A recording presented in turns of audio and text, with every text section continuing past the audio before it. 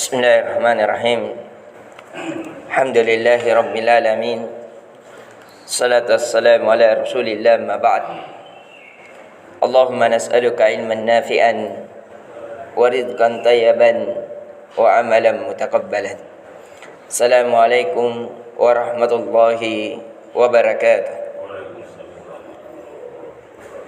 Alhamdulillah yang selayaknya kembali membasahi lidah kita di atas keyakinan hati dan jiwa kita bahwasanya seluruh kenikmatan zahir dan batin, kecil dan besarnya sesuatu nikmat itu tidak lain dan tidak bukan karena kehebatan kita, bukan karena pandainya kita berfikir untuk mendapatkan suatu nikmat, bukan karena hebatnya, kuatnya kita untuk mendapatkan suatu nikmat.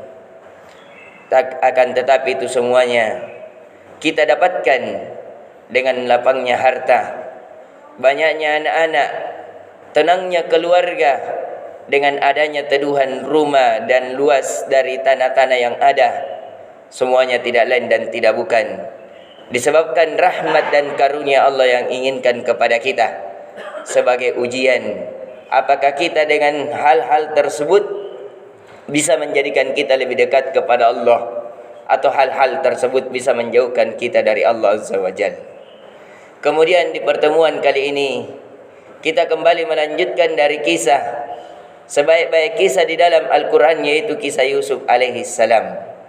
Sebagaimana di pertemuan sebelumnya kita telah memasuki kisah di mana Nabi Yusuf alaihi salam telah sepakat saudaranya agar diturunkan ke dalam sumur, yang dimana pula kita telah kisahkan bahwasanya di antara keajaiban yang Allah inginkan kepada Nabi Yusuf, sumur itu tidak didatangi oleh seseorang, namun Allah menginginkan agar orang itu mendatanginya dan mengambil Nabi Yusuf dengan perintah Allah Azza wa Jalla. Sebelum kita melanjutkan kisah ini, sebelum kita mengambil kisah-kisah ketika Nabi Yusuf ke Mesir, dari sinilah kita bisa mengambil pelajaran bahwasanya idza arada ayyakula lahu kun fayakun. Jika Allah menginginkan sesuatu, maka Allah cukup mengatakan kun fayakun, jadilah maka terjadi. Dari kisah Nabi Yusuf, bagaimana 9 saudara telah berazam membunuh Nabi Yusuf, tapi Allah tidak menginginkan kematian Nabi Yusuf. Akan tetapi Allah menginginkan kemuliaan kepada Nabi Yusuf. Akhirnya Allah berikan kelapangan kepada Nabi Yusuf. Akhirnya dia tidak dibunuh disebabkan satu orang. Seandainya 9 orang, kalau Allah tidak menginginkan sesuatu Nabi Yusuf untuk diselamatkan, pasti satu orang terkalahkan, yaitu saudaranya Lawi, oleh 9 orang. Akan tetapi di sinilah, jikalau Allah menginginkan kebaikan pada seorang hamba, walaupun seluruh penduduk langit dan bumi berkumpul untuk memberikan bahaya, akan tetapi kalau Allah yang menolongnya, maka tidak ada yang mampu mengalahkan pertolongan Allah. In tanzurullaha yanzurukum wa yuthabbit aqdamakum.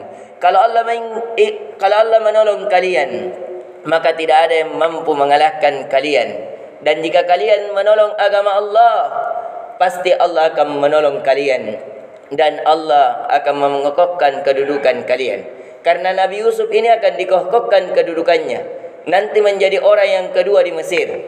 Dan disinilah juga memberikan pelajaran kepada kita bahwasanya jangan pernah, walaupun keadaan yang sempit di hari ini, perekonomian sangat sulit, kebutuhan semakin mendesak, jangan takut.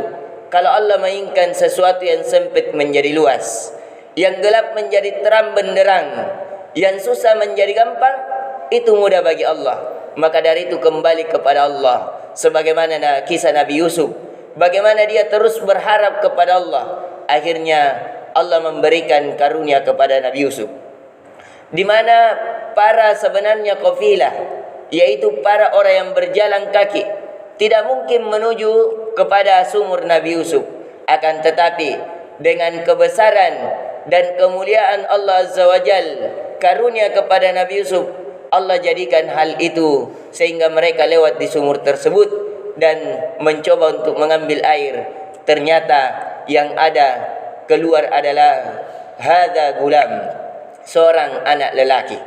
Di sinilah memberikan pelajaran kepada kita bahwasanya hendaknya kita senantiasa kembali kepada Allah, yang dimana kalau Allah menginginkan sesuatu kebaikan kepada kita, maka pasti kebaikan itu akan tiba kepada kita, walaupun pikiran kita mustahil. Sebagaimana Nabi Yusuf mustahil ada seseorang yang berjalan di situ, mustahil ada seseorang yang mengambil air di situ. Akan tetapi kalau Allah menginginkan sesuatu yang dimana sumur itu asing, akan tetapi tidak menjadi asing, yang dimana sumur itu tidak didatangi orang, tapi akan tetapi Allah menjadikan dia akan mendatanginya. Dan sebagaimana yang telah kita kisahkan, kisah Mekah, yang dimana tidak ada penduduk yang menginginkan ke sana. Bagaimana mau ke sana, tidak ada kehidupan di sana. Akan tetapi kalau Allah ingin menjadikan suatu tempat menjadi didatangi, itu mudah bagi Allah melembutkan hati-hati manusia. Kemudian kita akan melanjutkan dari kisah Nabi Yusuf sedikit, bahwasanya Nabi Yusuf di sini dijual dengan seharga 18 dirham. Disebabkan kafilah ini tidak memiliki lagi uang, karena kafilah ini sudah membeli barang yang banyak untuk diperdagangkan di Mesir. Akhirnya Nabi Yusuf terjual. Dan banyak lagi kisah-kisah mukjizat di perjalanan Nabi Yusuf ketika ke Mesir. Ketika Nabi Yusuf dijual, saudaranya mempersyaratkan agar Nabi Yusuf jauh dan tidak kembali ke kota Kanaan, yaitu kota bapaknya. Akhirnya Nabi Yusuf dibawa ke Mesir. Ketika di perjalanan Nabi Yusuf, karena ketika lewat di Mesir itu dilewati dari kuburan ibunya, akhirnya Nabi Yusuf loncat dari keledai dan tangan terikat karena dia dijual ini dan dia sebagai budak, dan dia bersiara kubur ke kuburan ibunya. Akhirnya salah satu dari yang menjaga Nabi Yusuf dari kabilah Malik bin Sahar, Malik bin Sahar ini yang membeli Nabi Yusuf alaihi salam dengan seharga 18 dirham. Di antara kebaikan Allah inginkan kepada Nabi Yusuf, Malik bin Sahar ini adalah seorang yang beragama tauhid. Dia dari keturunan Nabi Ismail alaihi salam. Akhirnya Nabi Yusuf ketika dia dikatakan mau lari dari kabilah ini, akhirnya dia dipukuli mukanya oleh salah satu pasukan Malik bin Sahar. Dikiranya mau lari, padahal Nabi Yusuf cuma bersembunyi di sebuah kuburan, yang dimana dia menangisi kuburan tersebut. Akhirnya ketika sudah dipukul, ingin dipukul kedua kalinya, Nabi Yusuf berdoa kepada Allah, yang mengakibatkan pasukan Malik bin Sahar yang menjaga Nabi Yusuf itu tangannya langsung stroke, tidak bisa lagi memukul Nabi Yusuf. Akhirnya semua kabilah tersinggah, khususnya Malik bin Sahar. Akhirnya ditanyakan, kenapa engkau loncat? Apa yang engkau buat di kuburan ini? Akhirnya Nabi Yusuf dengan menangis mengatakan, ini adalah kuburan ibu saya. Akhirnya mengatakan Malik bin Sahar, tidak ada seorang budak yang memiliki kuburan sebesar ini dan seindah ini. Pasti kamu adalah termasuk orang-orang yang terpilih, artinya orang-orang besar, karena beda dari kuburannya. Akhirnya disinilah Nabi Yusuf, tapi Nabi Yusuf tetap tidak menceritakan dari keturunannya. Akhirnya Nabi Yusuf tetap berjalan sampai ke Mesir. Dan ada dua lagi mukjizat di perjalanan Nabi Yusuf. Salah satunya ketika Nabi Yusuf telah mendapatkan mukjizat di malam harinya, pasukan Malik bin Sahar ini merasakan sakit yang sangat sakit pada tangannya. Akan tetapi ketika Nabi Yusuf alaihi salam mendoakannya, akhirnya menjadi sembuh. Disinilah hatinya menjadi luluh. Bagaimana Nabi Yusuf alaihi salam doanya mustajabah. Akhirnya masuk Islamlah orang ini. Yang kedua dari kisah Nabi Yusuf alaihi salam, salah satu pasukan terdekat Malik bin Sahar melewati suatu kampung yang dimana kampung tersebut adalah kampungnya sendiri. Mengatakan kepada Nabi Yusuf, kampung ini kalau tidak diturunkan hujan pada suatu tahun, maka kampung ini halaka kullah, yaitu dia bisa menjadi binasa. Disebabkan dari perairan itulah mereka hidup. Akhirnya Nabi Yusuf berdoa kepada Allah agar kampung tersebut dihujani. Maka ketika Nabi Yusuf lewat pada suatu kampung tersebut, akhirnya hujanlah kampung tersebut. Dan di mana juga para kabilah bermimpi kepada Nabi Yusuf bahwasanya Nabi Yusuf mengendarai suatu unta, yang di mana awan matahari itu tidak mengenai Nabi Yusuf, akan tetapi awan melindunginya. Akhirnya Nabi Yusuf sampai ke Mesir dan dibeli oleh seorang kedua dari Mesir, yaitu ada yang mengatakan kalau sejarahnya dari buku-buku sejarah namanya orang ini yang membeli Nabi Yusuf Butifar, suami dari Sulaikha. Tapi adapun Al-Quran dan hadis itu tidak menyebutkan nama-nama mereka.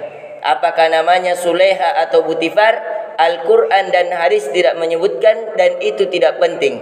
Tapi buku sejarah adalah yang disebutkan Sulaikha dan Butifar. Akhirnya Nabi Yusuf ditarbiyah hingga dewasa sampai dimasukkan penjara. InsyaAllah di pertemuan selanjutnya kita akan melanjutkan bagaimana kehidupan Nabi Yusuf di Mesir dan bagaimana bisa masuk ke dalam penjara.